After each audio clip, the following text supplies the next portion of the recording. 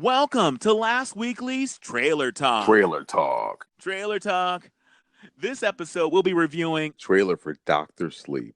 It's based on a 2013 Stephen King horror novel, which is a sequel to Stephen King's 1977 novel, The Shining, which is what Stanley Kubrick directed his classic of the same name was based on. The film stars Ian McGregor, Rebecca Ferguson, as directed and is directed by Mike Flanagan. Mike Flanagan is off a huge win with his Haunting on Hill House, which is on Netflix right now. And it opens on November 8th, the movie. So what's the synopsis, Kevin? Okay, years following the events of The Shining, a now adult Dan Torrance meets a young girl with similar powers as his and tries to protect her from a cult known as the True Knot, who preys on children with powers to remain immortal. Damn. Spooky. All right, so what did you guys think of the trailer? So I didn't know there was a sequel to this movie, and I didn't know it was a book. I'm not really a reader. I'm more of a listener. Thanks, Audible. Shout out Audible. Not paid, not sponsored. I am so freaking excited to see this movie, even though The Shining really freaked me out and scared me beyond belief. I am so excited as an adult who can handle it now, okay, to watch it. One, not be really freaked out and scared and like have nightmares to prove it to myself that I can do that. And two, it just looks really, really good. It looks really exciting. And I'm not really sure if it looks as scary as the original, but I really want to be impressed and I really do want to be scared. So I'm really freaking excited. For me, it is a put on a skirt and make sure my top isn't too revealing because I don't want to get kicked out. And yeah, enjoy the movie. Here's Cherie. Okay. Yes. Okay. What about you, Tone? I have mixed feelings on this one. I enjoyed the trailer. I thought the trailer was good. The one thing that I found a little out of place was that I thought the trailer had too many shots of The Shining in it. And one would say, "Oh, Tone, this is a sequel. Of course, it has shots of The Shining." But we have to understand that The Shining came out in 1980, and it was a completely different time for film. We're talking about pre-digital. And one of the things that makes The Shining and, in my opinion, Ghostbusters great horror movies and Ghostbusters supernatural comedy is that back then there was no there was no color correction. So everything was basically you shot it and you had to create the atmosphere by using sound, editing, set dressing, all these elements of filmmaking. So The Shining looks a certain way. And I feel like doing a movie today, which is going to be the follow-up to The Shining, and then obviously from the trailer we can see there's a lot of shots that call back to the original movie.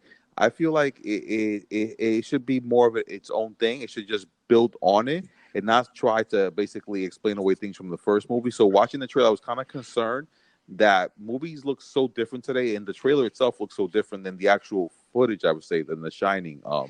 That I hope the movie doesn't rely too much on The Shining and it tries to do its own thing. And I feel like any movie that tries to build on such a classic, for example, like Stanley Kubrick's classic, like here, should try to be its own independent movie. But if someone is gonna do it, I really think Mike Flanagan is the person to do it. Haunting on Hill House, I thought it was great. I was really hooked to this show, and I'm looking forward to season 2. So I'm definitely in for it, and I might actually go to the movie theater for this one. Okay. Okay. Well, one thing I want to say is I'm not sure when it comes to what you were saying about the shots. I think that Dan Torrance ends up going back to the hotel, the Overlook, in this particular movie. It looks like he ends up having to go back there. Either he goes back there or he gets teleported there because there's this whole scene where a room flips in his house, like the attic, and he gets pushed into this chalkboard. And I think that because we actually see him look through the iconic door hole that his father put in the door with the axe. So I believe that he actually is roaming the halls of the Overlook in the story. So I think that the director is basically has to do what the Stephen King story does. So if Stephen King's story goes back to the Overlook, then he's forced to basically give us footage of the Overlook. I will say that I knew that this was a book because I actually downloaded the book from Audibles. It is a friggin' tome. It was so long, I literally never got into the book. Just the intro. I mean, what I mean by it is just the introductions. There were introductions to the book that went on for days of listening. I'm like, I'm not even at the book yet. I'm in the introduction still. So, Wow. so I gave up on it. But I'm so glad they made it into a movie because I was intrigued by the introduction and what the story was and what this cult is and how they're praying. Oh my God, there is a little girl in the woods and we see these people gathering around her. Things do not look good for that little girl. I am so worried about her. Get an Amber Alert because she's not coming home, you guys. Anyway, and then there's another part of the trailer that I want to remark on. When this other little girl says, "You're magic like me," to Dan Torrance, and he tells her, "I don't know about magic. I always called it The Shining." It gave me chills. It was like, oh my God, Yeah. it's gonna be so good.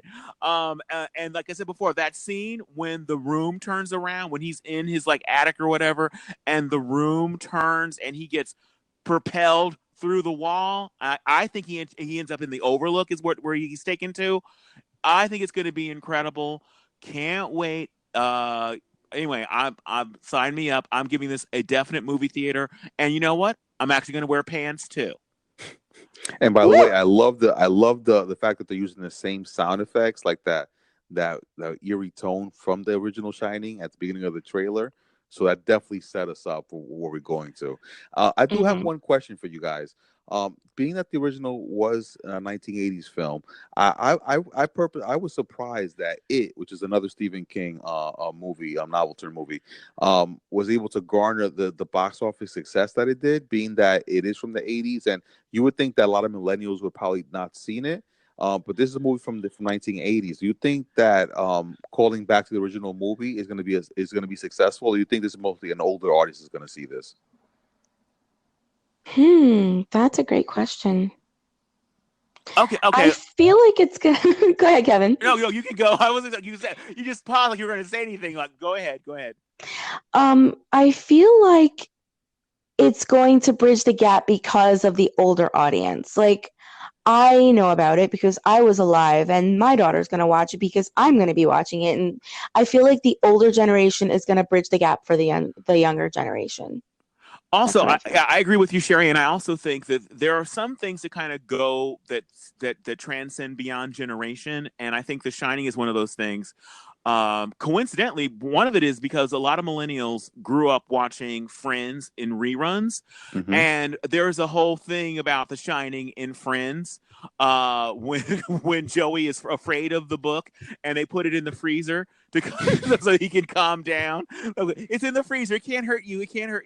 So I think a lot of that, and then I think also when it comes to the movie has played so many times on things like TNT and TBS, those kinds of channels, that I think a lot of millennials and even some Gen Zers have probably seen it, or if they haven't seen it, they've heard of it. Some of those things are iconic, like "Here's Johnny."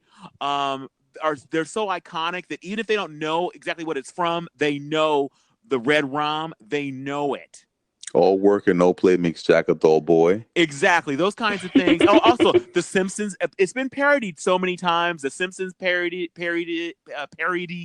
it. So I think that it's enough knowledge about The Shining that there's going to be people of all ages going to see this sequel. And I also think that it's going to get so much attention that people who haven't heard about it are going to go back and like watch the original just so that they can watch it, or they'll watch the new one and then go back and watch the original. I just feel like it's really, really big, and it's going to weave its way into the new generation. Ooh, very well said.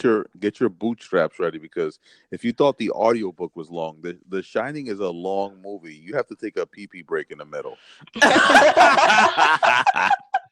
Thanks for joining us for this last weekly Trailer Talk review. If there's a trailer you'd like us to review, let us know. You can send us a voice message through the Anchor app or now through the Lemur app.